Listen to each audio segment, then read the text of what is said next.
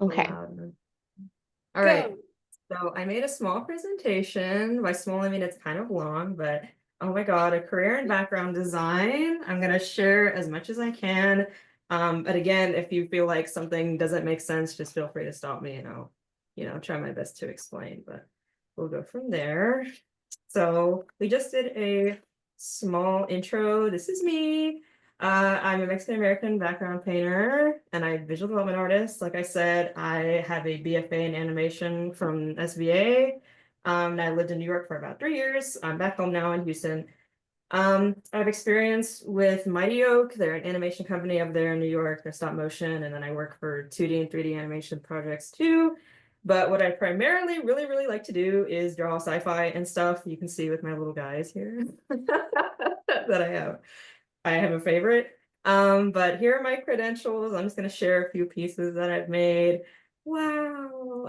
Wow. Wow. Yay, backgrounds. But yeah, I try to draw as much as I can, just whatever I can, whatever's fun. But we're going to talk about visual development and background design primarily. So I first wanted to talk about kind of what visual development is in case you're unfamiliar or like confused by the term. But basically, it's just a really broad term that holds a lot of like positions within it. So a visual development artist is like, the big umbrella, but inside of it are people like me who do background paintings, background layouts, prop designs, character design, creature design, color design, all that good stuff. And of course they can like intermingle, but it's like a broader label that you can choose to go by, or if you want to go by something more specific, then that's also something you can do too. But basically, no matter what your skill is, you can still count as a background, as a visual development artist, sorry. These are other visual development stuff I've done in the past. So that's kind of where I get that broad label from, because you do a little bit of everything.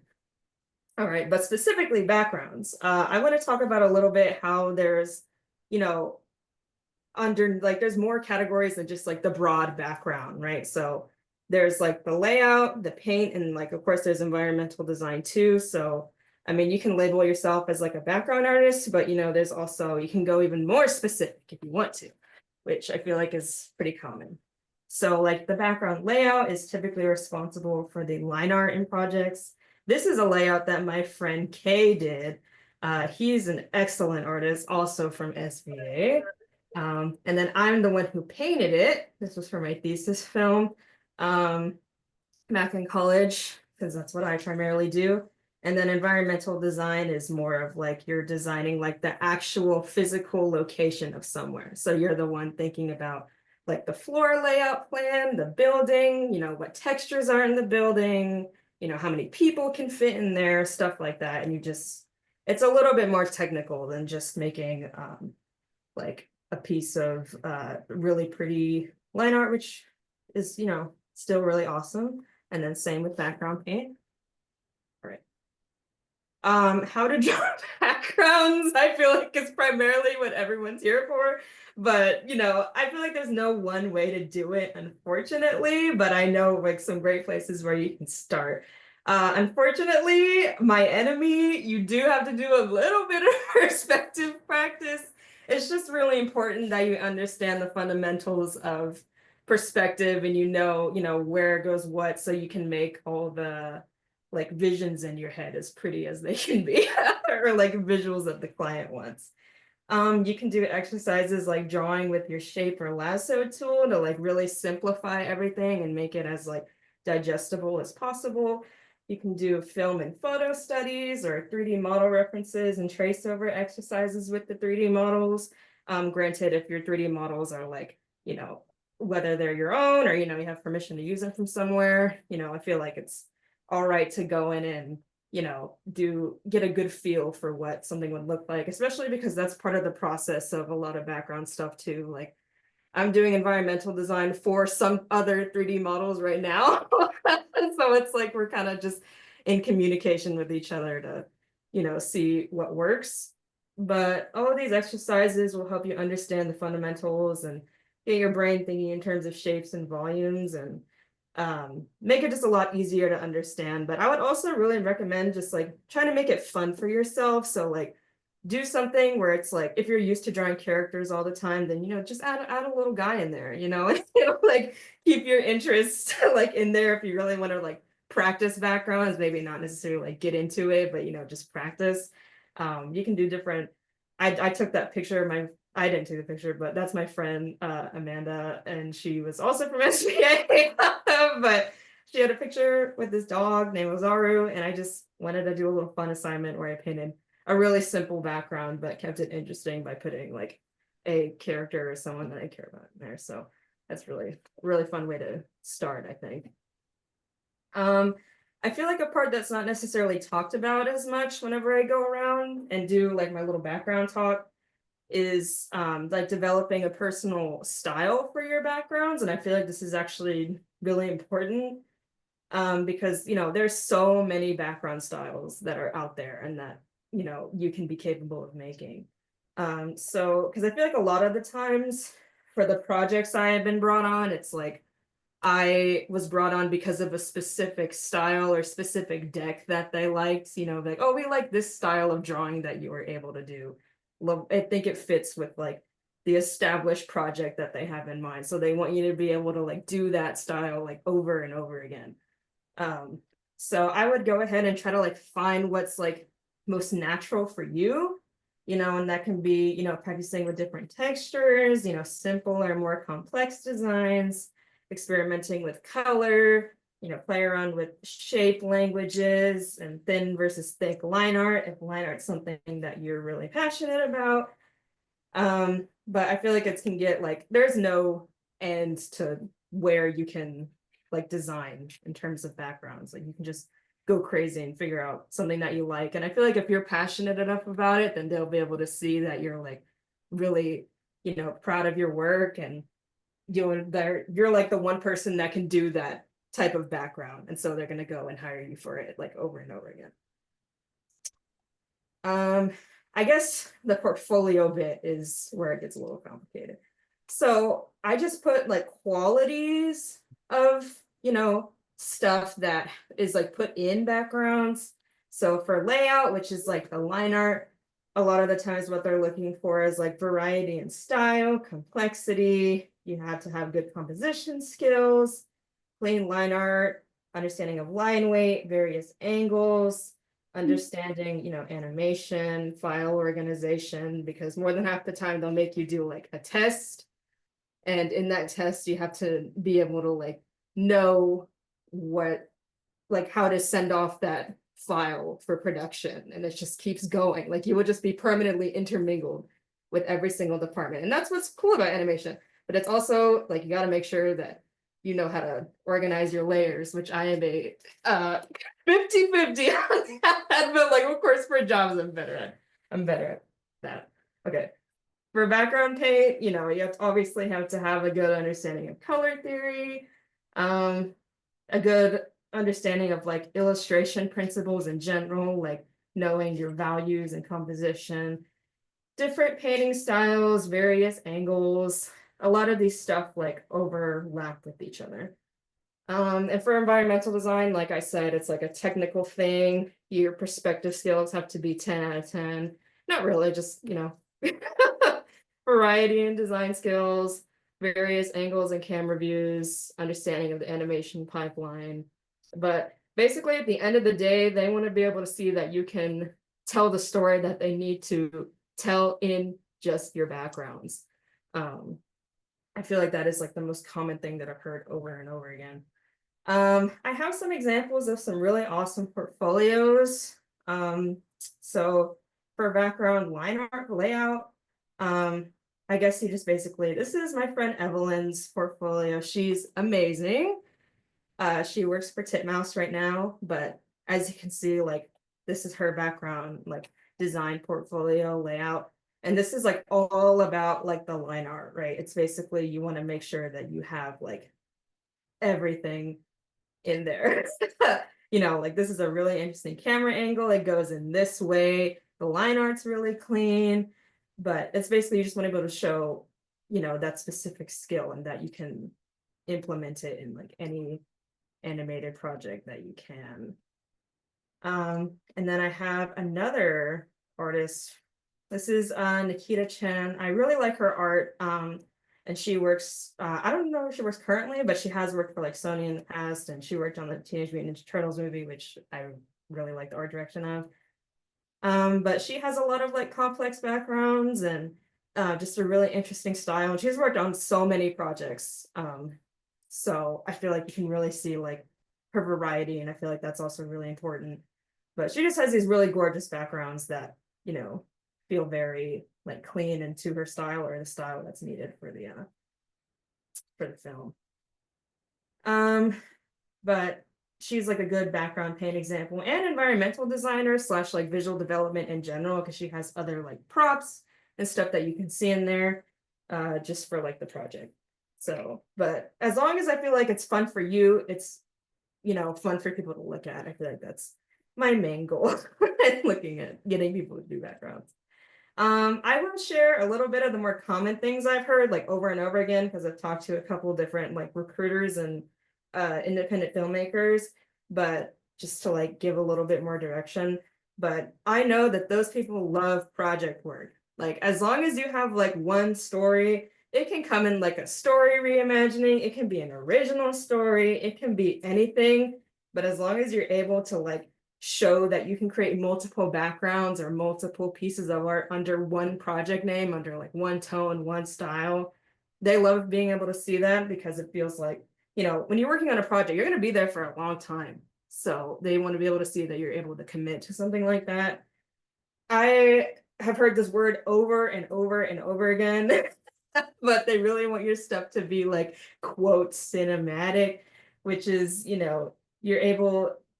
I heard like someone had told me that like being able to make like a technically flawless illustration is an amazing skill to have, and they see a lot of really pretty portfolios, but they really want to be able to see like your creativity in backgrounds and stuff like that. So, get creative with your camera angles, colors, tone, just make it, a little bit more unique to you, I feel like is what they're looking for. So they know like, oh, we want to hire this person to do specifically this location or this scene or this, film.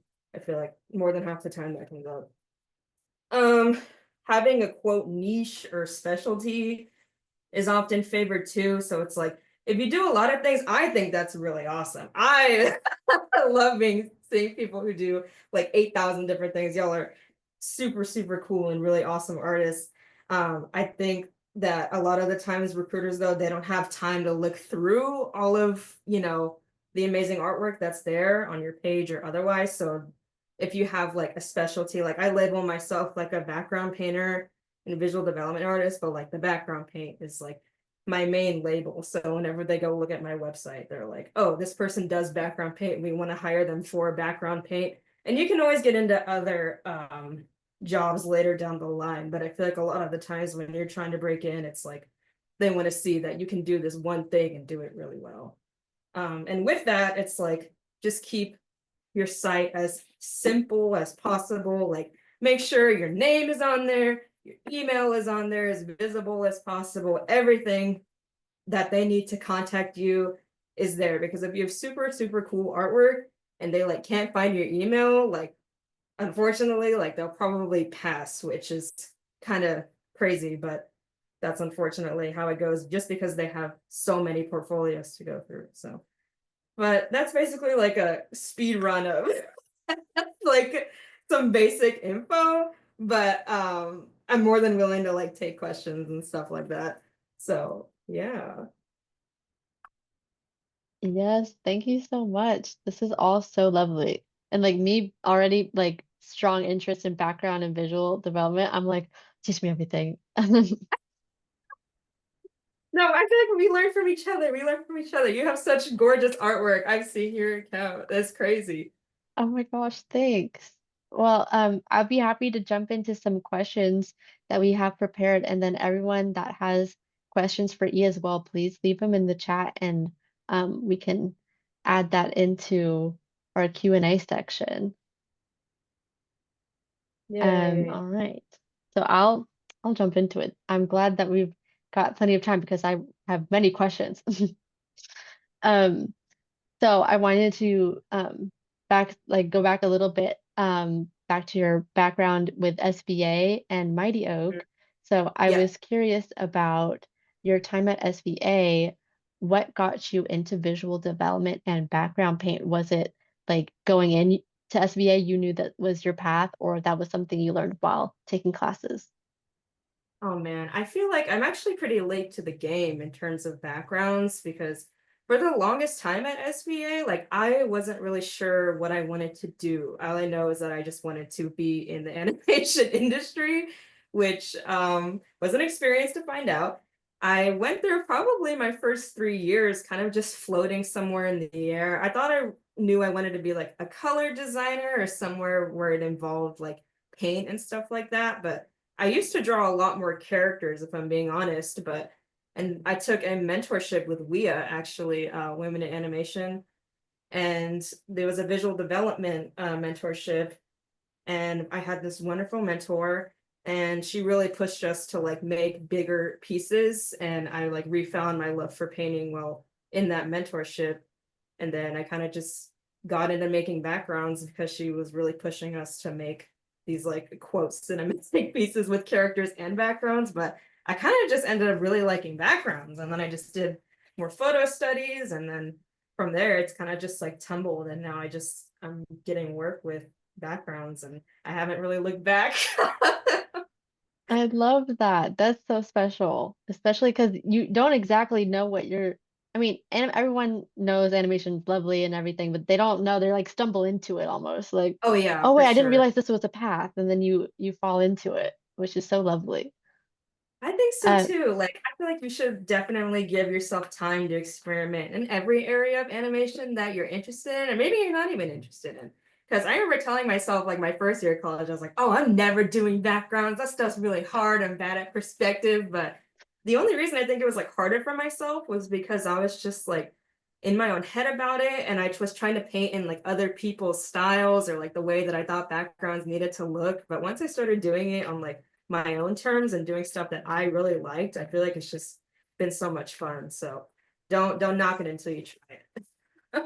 I love it. So I saw that you were also working at Mighty Oak, and I was interested to see how that opportunity came up. And I saw that it was in relation to production. Mhm. Is that something that was intriguing to you? Were you like, yes, super duper into production, or what was your experience with that like? Yeah, for sure. So I actually got that job because of SVA. So I was taking a class, and one of my professors was one of the co-founders of Mighty Oak, luckily. So get those connections while you can. I know we've like had a brief discussion, in VLA about networking, and I know we keep hearing it over and over and over again, but I feel like the more connections you have, like the more opportunities that can come to you, but places like VLA are just a great place to start. But anyway, so I had gotten that job because I had gone up to her like towards like the middle of the semester, and I was like, hey, I'm really interested in your studio. Would love to be, considered for any open positions that you may have. And she's like, oh yeah, for sure. And the whole school year ended and I didn't hear anything back, which was fine. I just went about my day. But it was like the summer before my senior year. She actually reached out to me via my email and she was like, oh, we have this position open, if you're interested. I accepted and I went through like 3 different interviews and it was crazy. But, I just really wanted to be there to like see, all aspects of the production line because I do have an interest in production and seeing how everything just like clicks together. So I got to like watch over like everything and I saw like all of them really work together. And I got to do like some little, artistic things here and there. But I think for the most part, it was just me being able to like be amongst like this very small team of really, really amazing people. So I don't take that for granted. I think it was super, super awesome. And everyone there was just so lovely. And yeah, shout out to my deal.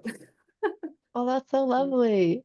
Before jumping to the question from Alicia, I saw something in the same vein of what you were just talking about was if you haven't talked to your professor in a while, is it still wise to reach out to them, even if it's been a Oh my little bit? gosh. Yes, of course. I feel everybody should just remember that, at the end of the day, we're all people, right? So it's like if I saw a friend that I hadn't seen in years, the first thing I would do is say hi to, it's like we know each other. It's super cool. And I feel like at the end of the day, your professors understand that you are also, looking for a job or you're also in this industry. So it's like, I don't think it's unprofessional. I don't think it's anything like that to reach out to someone that you knew one time or, even if it's just to like talk, about anything. If you want to try to like rebuild that connection or, if you want to be more direct and ask about a position, I don't think anybody would really mind that. I feel like it really is just all in our heads because I know I get kind of frazzled to do some of that stuff sometimes too, but I have had pretty good luck and everyone's just been super nice and understanding, especially right now. We all just got to work together and help each other out in getting these spots. Absolutely. Like you were saying about connections and networking, it's like it's just about making friends that It just really also is. happen to be in the industry with you. I know, I love making friends. I love talking to people. And like even if you are a Exactly. little bit more on the shy side, I'm sure someone will come up to you and be like, "Hey, like let's talk." Everybody in the animation community is usually super nice or, so even if you don't have like a direct outlet, like even being in some servers or, even just being on LinkedIn social media, just, saying hi to each other is just a good way to, make those connections. Yeah, for real. And now to jump to what Alicia was asking earlier, to jump into more about the work you do with background painting, is on average, how many backgrounds are you expected to complete in a week for a show project? All right. So I feel like that really depends on like the scope of the project because I've worked on like smaller projects. I'm working on one that's like 15 minutes-ish right now. Um, but it kind of, I would say like a good numbers, maybe like for some smaller projects, maybe like, two backgrounds a week-ish if your director's cool. But I've also heard like a couple other people, have to do like a lot more than that, depending on where you're at. But I've been very, very, very fortunate to have really understanding like directors who can, give me a little bit of wiggle room if a background's just not working and we need to revisit. But a lot of the times you'll have like a set timeline. So it's like, okay, you're going to work from July to August or something. And then you can, make a chart or your director will be, or your production coordinator will be like, okay, this is how many backgrounds we need to finish by, the end of July. And then I guess you can have like wiggle room in there.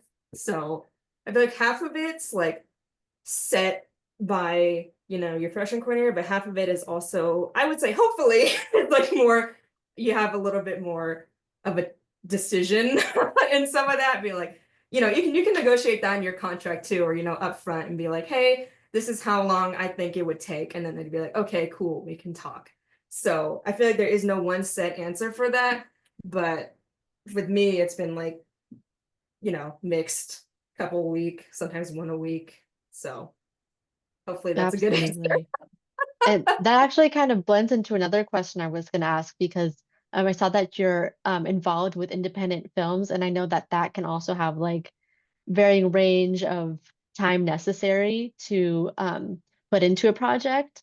Like you were saying, if it just takes like a couple hours in your day, or like it's going to be June through August, or just a couple months of your year, like how do you balance that with, trying to break into the industry when schedules are like changed every month?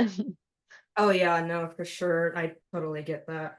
I feel like it's just like I set like designated periods of time aside where it's all like, okay, I know I have this many days to finish like two backgrounds or something. And I feel like in my head, I like to pre-plan and be like, okay, I'm gonna work on backgrounds Saturday, Sunday, Tuesday, Thursday, whatever. And then those like other days, I'll be like, okay, then I'll work with, going out and being a LinkedIn warrior and DMing everybody that I can, It's just about setting time aside. It's like time aside to talk to people, which I feel like we need more often than not because, it's so easy to get locked in on your, background that you've been doing for like 8,000 years. And then you're like, I've been looking at this for too long.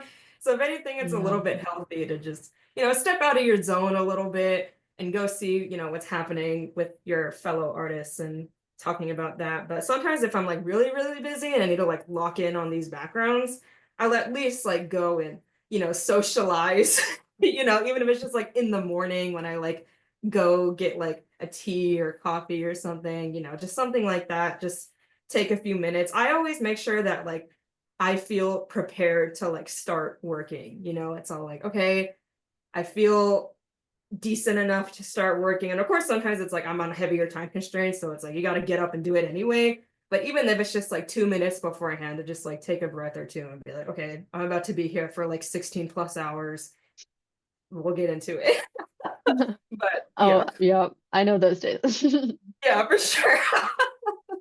But you touch on something that's like super important for artists is like remembering balance, how important balance is in your life and getting to, enjoy all aspects of life while also being an artist.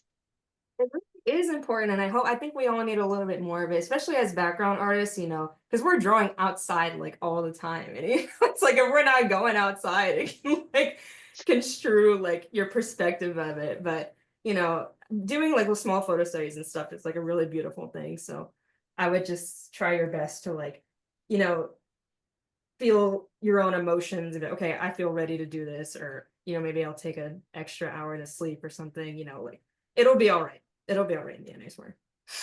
Absolutely. And we can jump to the next question, actually from my friend Sanjana. And she asks, do you have any advice on how to find your style? You mentioned that you found yourself trying to draw in other people's styles. How are you able to break that habit and get confident in your own? Oh my gosh, that's a good question. I feel like a lot of it was just like kind of like this is gonna sound so corny, but it's just like I kind of just like turned off like looking or like comparing myself on social media because I feel like a lot of the times I would just like get lost in looking at other people's portfolios and being like, oh, this is what they're looking for. And so I would just try to, mock the line art and stuff like that. But I actually hate line art. But I just thought that that's, what was necessary. And so I just kept going and, do it like not even making progress, just like end up like confusing myself or frustrating myself because I was trying to just, you know, make a quote like ready background. But I feel like the way that I got out of that was just like, zoning in on like components of painting that I like, like I really, really love working in color. So I would go and Mm, I would take a picture of like, you know, like some like my lawn outside or something. But outside colors are not as cool as like cool Clip Studio Paint color wheel colors. So I would go and I would like either change the time of day or make it on a different planet, make it something that's really interesting that I like, that I'm interested in, that I like, that I'm satisfied with. And then the style kind of just like formed itself from there, like I really liked cool colors and I really like sharp shapes. And so I just started painting with cool colors and sharp shapes. And then yes. shape itself into, you know, whatever the style is now that people also like. But, as long as you're really having fun with it, and of course it can get stressful, but if you're at the end of the day, it's a painting that you like, not just something that like you're studying or something, that you feel like you have to do for portfolio work. I feel like it'll come out a lot better and it'll be way more personalized to you. So yeah, I think that's the best way to do Yes. I like all that. Yes. Oh my gosh, preach. Retweet. And that kind of reminds me of a question that I had earlier was talking about inspirations. Like you were talking about doing studies and going out and drawing from life. Do you have like certain places that you go to for inspiration, certain artists that you turn to for whenever you're thinking of color Oh my or any gosh. aspect of background painting? Yeah, for sure. I feel like I always just turn to like my favorite pieces of media, like all the time. Like even if like they're not necessarily in a style that I draw in, I just like, watching a piece of media that makes me, passionate about doing art. And then I'm like looking at it and I'm like, oh man, like that'd be really cool to be of a project part like that someday. So I just Mm, keep going from there. I think I look at the show and I'm like, okay, what do I like about this show? Like what is drawing me to it? And then I'll try to copy some of that from there. But again, like I take it with like I feel like it's important to know when to like stop too, because it's like then you'll just get frustrated being like, oh, my art doesn't look like that. And that's just, no negative, no negativity, only positivity for growth. Yes. Yeah, a lot of the times I look towards, oh my God, my favorite show of all time is Gravity Falls. Oh my God. Mm. But I loved everything about that show. I liked the environments, I liked the characters, everything was so awesome, and it's like my style looks nothing like that. But that's okay. It doesn't have to look like that because it looks like me, and I think that's a really, really cool thing. Because people, will like your art because it's you. And I think that's really, really cool. I also end up looking at pictures of New York way more often than not, despite me being from Houston, just because there's much like cool buildings and stuff there. And I paint New York a lot despite living in Houston now. So I love that little Miles Morales in Brooklyn oh moment. yeah, for sure. But that's such a great point. And I love that. It's important to remember all of those. Yeah, and like balancing the idea of like comparing yourself in a negative way, like obviously not something you should do, but sometimes we do is comparing and then remembering Yeah. our inspirations and finding a balance between those two. Yeah, for sure. It's okay to like, just be like an admirer of this piece of media, not necessarily like I think my art needs to look like this. I feel like there's a very good separation there. So I love it. Okay, well, we can jump into this next question. It kind of delves more into the techniques of the painting itself. So this is a bit of a lengthy one, but let me go through this. Um, is it generally acceptable to follow a perspective grid when you want to ensure accuracy in your paint in your drawing? Um, let me see. So yeah, just asking about the perspective grid in drawings, and how you usually go about that when you're painting and practicing the perspective. Yeah, and I all think you right. could just read out the whole question because I feel like Nicole was being very specific. But Okay. but yeah, just saying, it is generally acceptable to follow a perspective grid when you want to ensure accuracy in your drawing. But I saw many artists that made challenging perspective grids for backgrounds. For example, a paneling background can have a 1 point view perspective on one side and end up with a 2 point view perspective on the other side. How do you do that so smoothly? How can I practice perspective to do that? It's very technical. Good question. This frustrated me forever. Oh my God. Okay. So at SVA, to story time, I took a perspective class and I was garbage at it. I was struggling with assignments and I was just turning in what was decent, but I feel like half of that perspective class was doing like the traditional like grid, you set your horizon line, you draw those points, and I think it's important that we did learn the fundamentals of perspective, right? So you take it, you do a couple of exercises with the horizon line and everything technically correct. But the second half of that perspective class, I was actually really surprised because my professor had said that, sometimes illustrations or like drawings kind of just need to look pretty for the final product, just because you may end up having to cheat that background, for animation's sake, you may end up having to, fix it, or like draw it a different way.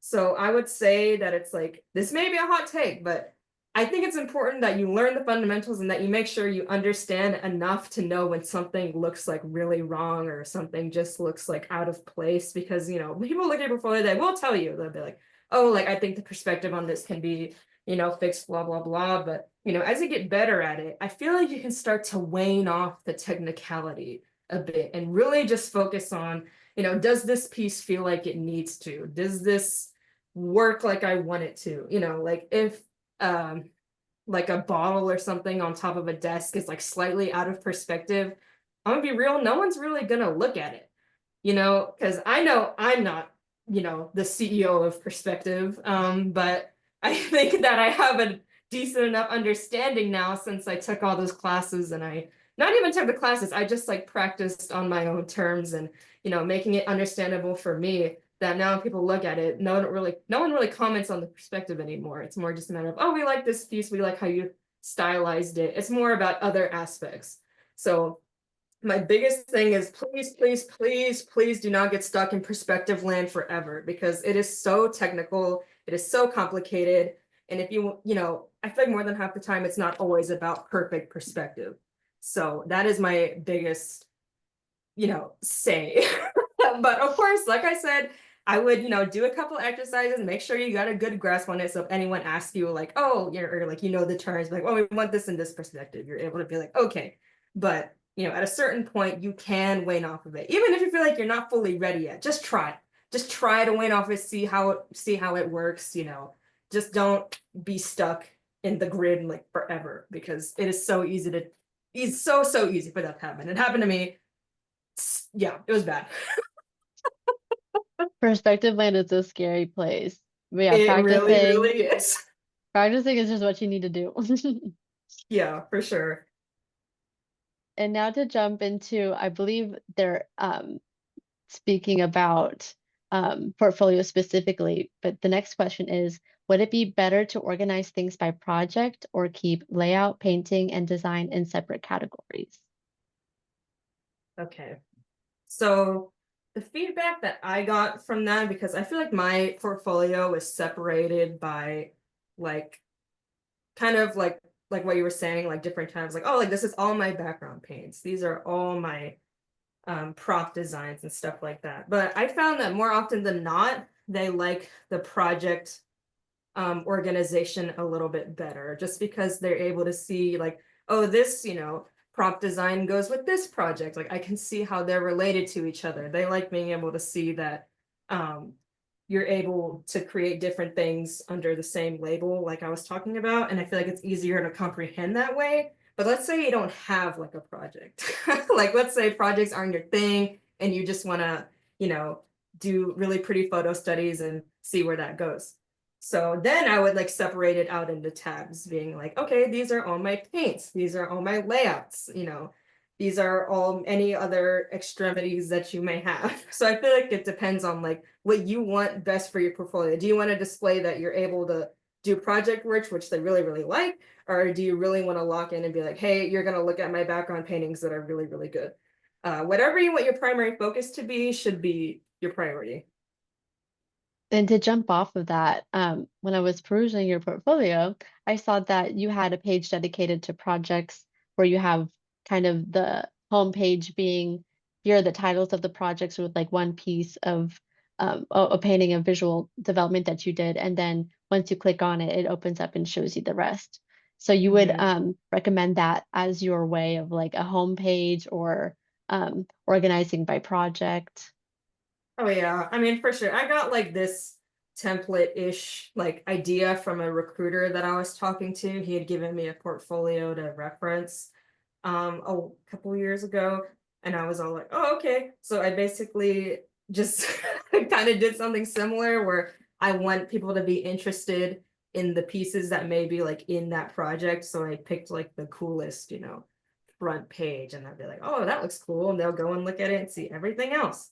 So that's kind of where I got that from. But I know there's like dozens of thousands of ways to organize your portfolio, but I think that the key component really is just make it, the pizzazz up front because they don't want to have to go looking for it because, all of them are really, really busy and they're like, oh, we have thousands of applications to go through. And so you really just want your best foot forward. And you always want your homepage to be like something. Like I feel like they guided me off from having like a homepage where like everything was, because they thought that it was like a little bit more confusing. So if you want to just open on like your background paint page and boom, pretty painting, then they'd be like, oh, like let's go look for more. Basically, you just want to like hook them while you can because they will be there for like 5 seconds max. I was about to say, as far as I've heard, 5 seconds is usually as much as you have to hook them. So getting that first image for them to see is super important. Yeah, for sure, for sure. It's kind of crazy, but I mean, you get you get better, you know, and you'll be able to go through and be like, oh, I actually don't think I like this painting. I want to make this my first painting. So yeah, but you know, it's all right. I think my page does what it needs to do. Absolutely. Oh, Thank absolutely. you. And then another portfolio question from another friend of mine, Sam. She says, how do you start creating your own visual development background projects? I see a lot of cool original projects on your portfolio. What kind of research do you do beforehand? And do those skills translate to your professional work? Oh my God. Yeah. So I guess I can go like project by project that's on my page. Starting off with the bottom one, quarter till victory with the cool, you know, GIF or whatever. That was my thesis project for school. So it's kind of just a matter of like coming up with even the vaguest idea. My idea was like a kid in a laundromat uses his coin money on an arcade machine. And then I just went from there, right? And it wasn't just a matter of like making stuff from there. A lot of it I take from like personal experience and stuff like that. So, but it doesn't always have to be that way. If you just want to make like some really silly story, you can do that. If you want to make like this really tragic story, you can also do that. I feel like as long as it plays to your strengths or is like something that you're interested in and you know you can consistently make work for a period of time. Because sometimes these projects take you like months, you know, because it's like, oh, you want to make like 5 keyframe illustrations, you know, 2 prop sheets, you know, like making these like big decks can take you a while. So I would just make sure that it's something that like you really like. So with the like Ice Princess deck that I have on my site, that was like an animated reimagining of a Disney Channel film that I watched as a kid that I thought would translate well to animation because, you know, the cool locations of like the cool character designs, you know, opportunities. So as long as you like see some potential or if like there's a spark, you can be like, yeah, we're gonna go lock in on that. But again, you can like choose to plan it out beforehand, you know, be like, okay, I'm gonna make a sheet of like, these are the things I want to make. But more than half the time, it kind of just, I'm not that technical. I'll just, you know, have it in my head and be like, oh yeah, I really want to make, you know, this one keyframe and then go from there. um, but the Way Back Home deck, which is my science fiction project that is much more long than the others, which I think is like my star pupil of my page that people usually comment on. That is just like I had this story in my head and I was a little bit more technical with this one. I was like, okay, I want to have like visible props with this. I want to have ship designs because that's what I like to make, or, you know, it's important for the location. So I guess like the research that I would like do beforehand is more like looking at maybe like a couple other portfolios to see what they have going on in there. But again, like don't stick too loyal to like other people's portfolios because a lot of the times it's like you don't want to like get trapped in being super, you know, trying to replicate someone else's portfolio because what if they have something that you hate doing? Like, let's say you hate weapon design and you don't want to work in weapon design, but they have weapons in their portfolio, right? It's like, if you don't like it and you don't want to be hired for it and you don't think it's important to like the story or anything, like if it's in one scene, like then just don't do it. You know, just like do stuff that's like make your portfolio centered around what's important for the story, but also what's important for your work. Since I also want to go into like visual development slash like, you know, concept art, I have like the weapons there because I think that they would like to see that, right? And because I like doing it. So that's kind of where all that stuff comes from. Oh, I love it. You're so multifaceted. That's awesome to have. No, no, I mean, it's all right. I feel like I'm mixed on that. I No, try I'm in my the, I agree completely. thank you. I really appreciate that. Also, someone says that they love line art. You are crazy. You are crazy, and I'm so happy for you. Me and line art do not get along very well. Shout out to all the line artists out there. I'm sure y'all are awesome. That was actually something I wanted to bring up when you mentioned that first, when you said that you were not as interested as line art, in line art, but but you're doing like background layouts, which takes a lot of line art, or you're I more so in only the painting, do so you don't touch line the. art Yeah, when I have to. Like, Mm. if someone really, really wanted like a technical layout where they're like, oh, we want to see where everything is, then it's like, okay, fine. But more than half the time, I'm hired on specifically for paint. So, but I feel like that's also a little bit vague because, like, sometimes they'll only hire like a painter. They won't hire like a quote layout because the style that the film requires is paint only, right? So it's like my Mm. layouts will just be like value studies of like the scene. Mm-hmm. So it's like, okay, here's, we want to design like a ship, so that, okay, we need you to do like the layout or like value study of the ship scene. And I'll go and do it, but it's all shapes. All of it is shapes that are in different values that look like the ship scene, right? It's like Yes. giving you enough information. So it's like, you don't, if you don't like line art, you don't have to do it. There's a That's workaround. my go-to. There is a workaround. It's like all my sketches are just what I mentioned earlier, like lasso tool, basically, where it's just like it's all shapes connected, you know. Um, so that's where my primary point is, because in my head, I don't know why the disconnect between line art and paint is like so jarring in my head, but I mean, it helps a lot when I like really take a step back and be like, just remember, everything's a shape. You can figure it out later. So Absolutely. Yeah. And that I was gonna ask you next, in regards to shape and like building something out of shapes is how are you balancing creating a piece that has like realistic proportions while also like stylizing it so you're still creating the vision you want to, especially without working with line art. oh yeah, for sure. Um, I feel like a lot of it actually does, at least for me, kind of like rely on like color and stuff and texture. Because you can like still put texture on like a value study, right? So it's like you go and you set everything up. And a lot of the times you'll have like references from like your directors and stuff and be like, oh, this is kind of what we're looking for. So you can see like what shapes are in those inspirations. So let's like say like the piece is like, full of really soft shapes and everything's like super whimsical and peaceful. And I'd be like, okay, so then I cannot use my pointy shape tool. I would have to like soften everything out.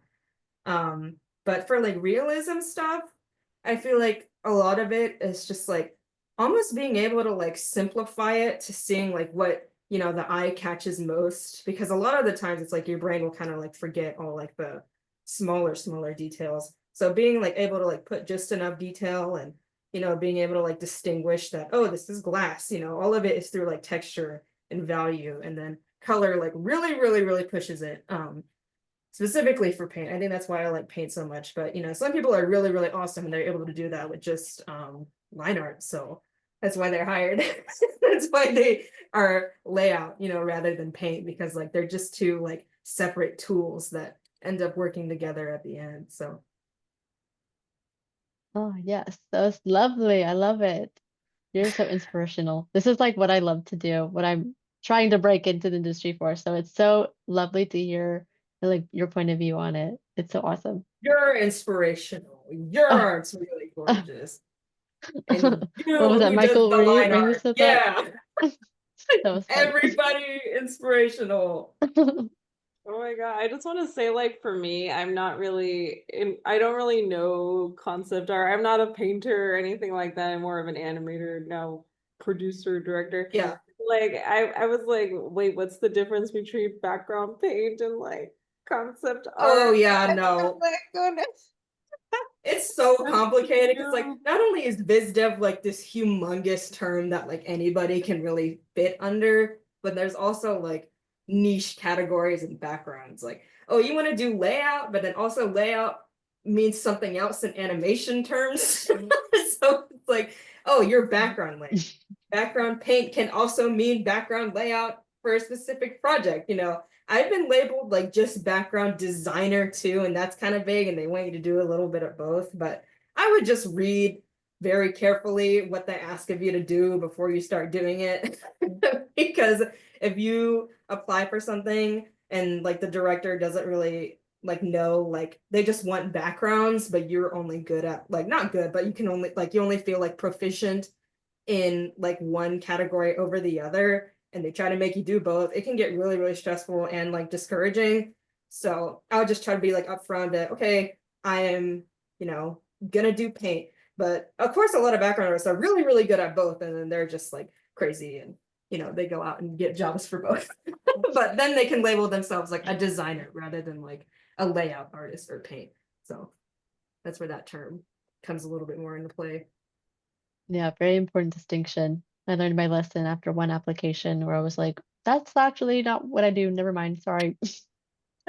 Yeah, that's happened to me too. Or it's like they don't like uh like understand how long it may take to do like this one background, and I'm like, hold on, let me like give you a scope for like the project, and I lay it out and they're like, oh, okay. I'm like, yeah.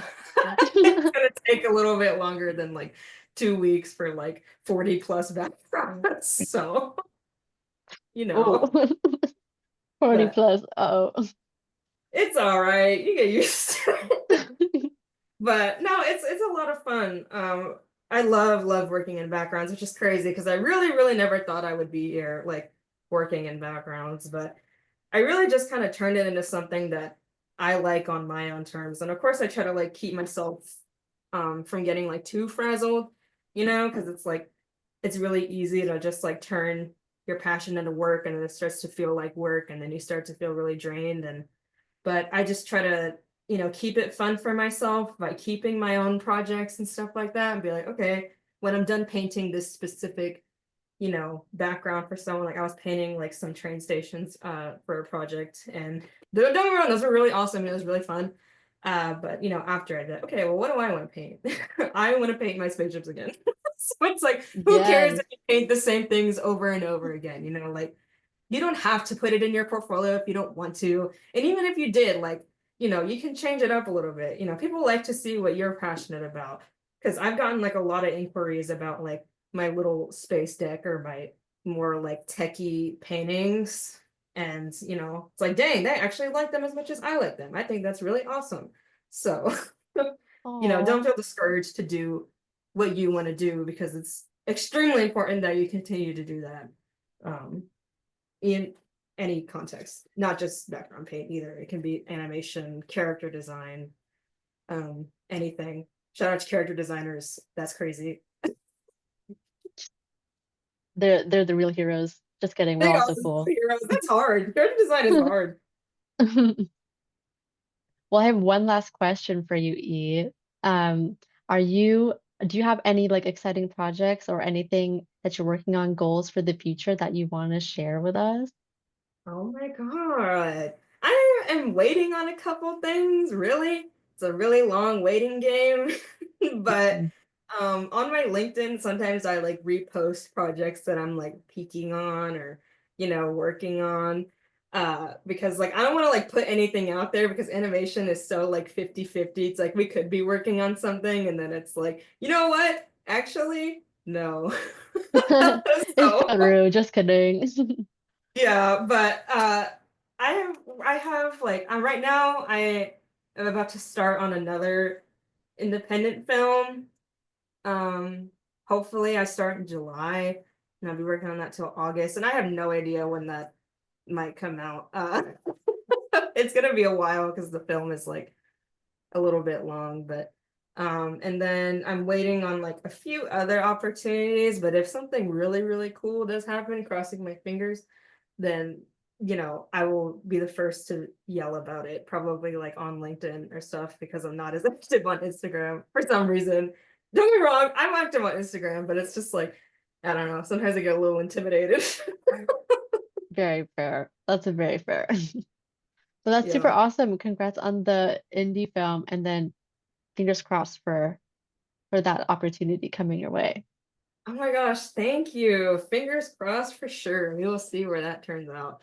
But I hope that I was able to be somewhat helpful because I know background design is so, so broad.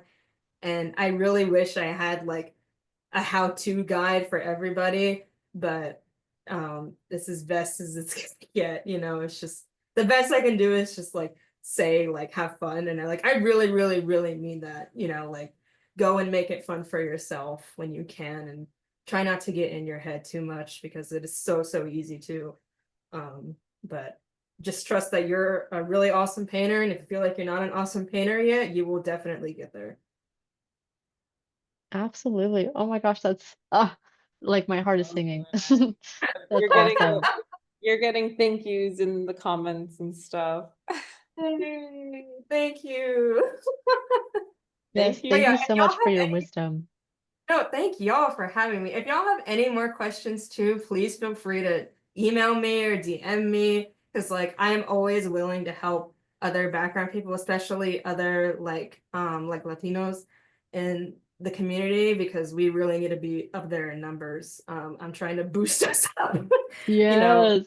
gotta be there for each other. So I am always open to, answering a question, or if you want me to look at something or for your portfolio or something, I'm open to doing that as well. And I just want to like be there to help, the community. So Yeah. Do you have an email you can put in the chat? yeah, Maybe? sure. Yeah. I'll And put as it. well, would you be willing to share your presentation that you made for us today? We could like post it to the Discord if you're comfortable. Yeah, for sure. I put my Yeah. email in chat, and then I Thank will you. share my background thingy.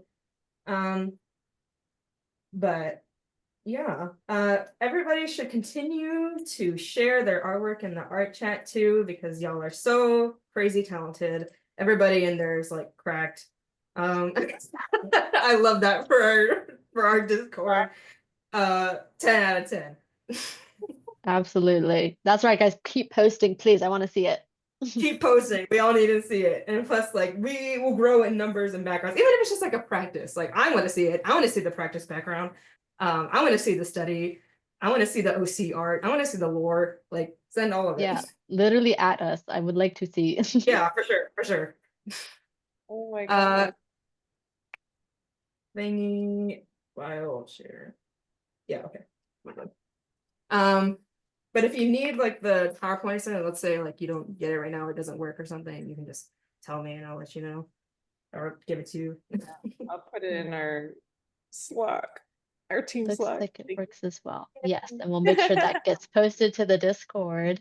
Yes. And then we'll have the recording posted as well to our YouTube channel. So y'all, if you're interested, we do have a YouTube channel where we post the recordings of all of these events that we've got. So if you want to see this one again, or one from the past, we've got those on our YouTube.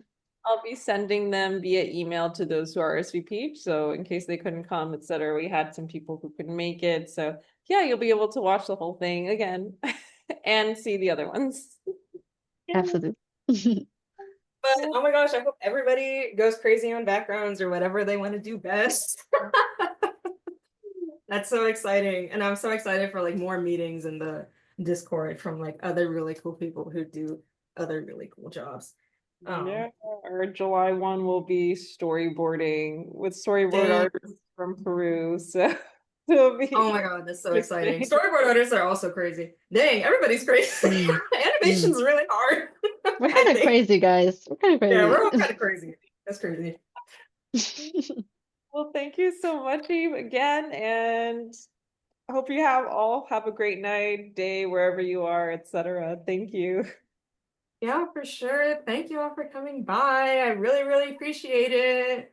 See Okay, you. I'm waving, but you can't see. Bye. Bye.